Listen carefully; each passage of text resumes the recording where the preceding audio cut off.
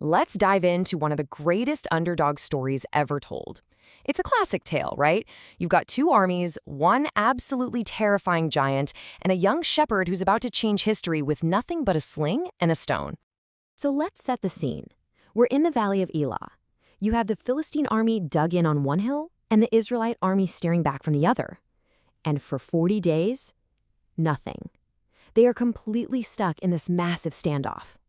Why? What could possibly paralyze two entire armies? Well, it turns out it's not a what, it's a who. Meet the cause of all that fear, a Philistine champion named Goliath of Gath. Now, this isn't just some big, tough soldier. He's a one-man psychological weapon, a force of nature who has single-handedly brought everything to a grinding halt.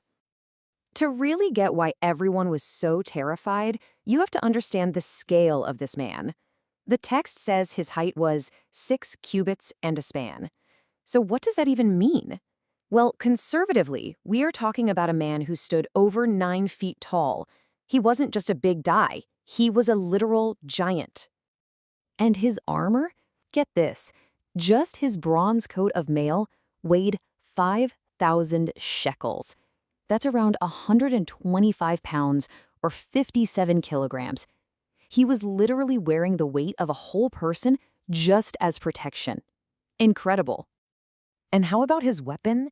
The iron spearhead alone? We're not talking about the whole spear, just the pointy tip, weighed about 15 pounds.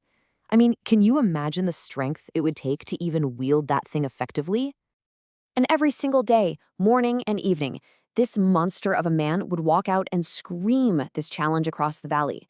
It was a formal proposal for single combat, winner take all, but it was also just a raw, daily taunt designed to break their spirits. And boy, did it work.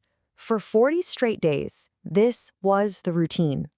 Goliath shouts his defiance, and every single time, from King Saul all the way down to the newest soldier, the Israelites were just dismayed and terrified. Nobody wanted a piece of him.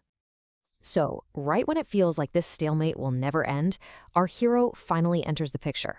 But here's the twist. He's not a warrior. He's not a soldier. He's a delivery boy running an errand for his dad. And he's about to break this whole thing wide open. So who is this kid? His name is David. He's the youngest of 8 brothers. And while his 3 oldest brothers are on the front lines with the army, David's job is, well, it's about as far from the battlefield as you can get. He's back home, tending his father's sheep. His father, Jesse, gives him a pretty simple job. It's basically a care package run. Take this food to your brothers, bring this gift of cheese for their commander, and hey, just check in on them. Come back and tell me they're okay. That's the whole mission. So David's timing is, well, it's perfect. He gets to the camp just as Goliath is stepping out for his daily taunt. So David sees the whole scene with his own eyes, the giant shouting, and the Israelite soldiers he's supposed to look up to literally turning and running away in fear. But David's reaction, it's completely different. He doesn't see an unbeatable monster. He sees an insult. He's not afraid. He is furious. And he asks this one powerful question that just cuts right through all the fear in the camp. You know how it goes. Word of this kid's fiery questions travels fast. And before he knows it, he's been brought before King Saul himself. And that's when he makes this absolutely unbelievable offer. Your servant will go and fight him. But you know, his first challenge isn't the giant. It's his own family. His oldest brother, Eliab, hears him talking and just lights into him, accusing him of being arrogant and just showing up to watch the fighting like it's some kind of show. And then even the king shoots him down. King Saul just looks at him and lays out the obvious. You can't do this. You're just a kid, and he's been a warrior since he was a kid. I mean, the logic seems pretty sound, right? But David's response here is just brilliant. He doesn't pretend to be a soldier because he's not. Instead, he offers a totally different kind of resume. He says, listen, I fought off lions and bears to protect my father's sheep. The Lord that rescued me from them, he'll rescue me from this Philistine.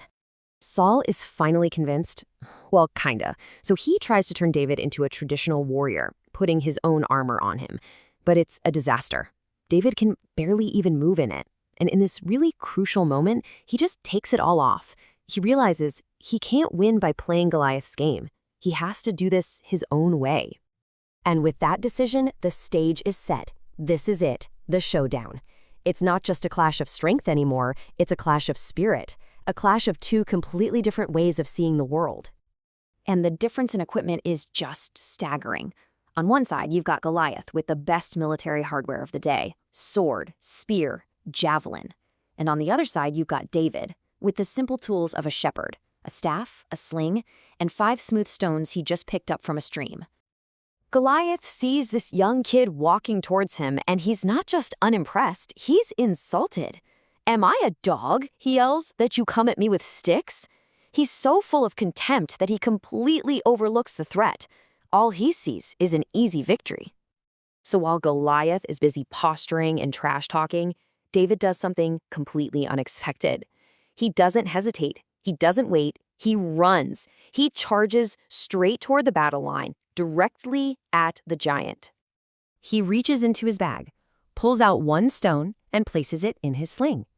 Now remember, this isn't a toy. In the hands of a skilled shepherd like David, this was a lethal, long-range weapon. And he lets it fly. That single stone strikes Goliath right on the forehead, and it sinks in. And just like that, the unbeatable champion, the giant that held 2 armies hostage for 40 days, he just collapses, face down in the dirt. The fight is over in an instant. The impossible has just happened. David won. And the moment the Philistine army sees their hero fall, that spell of fear is finally broken. Their courage completely shatters, and they just turn and run. The stalemate is over. But the story doesn't really end with the victory cry. It ends with this quiet, important question. As David returns, King Saul turns and asks, "Whose son are you, young man?" Because he knew, and everyone knew, that while this one battle was over, the story of this shepherd from Bethlehem, well, it was just getting started.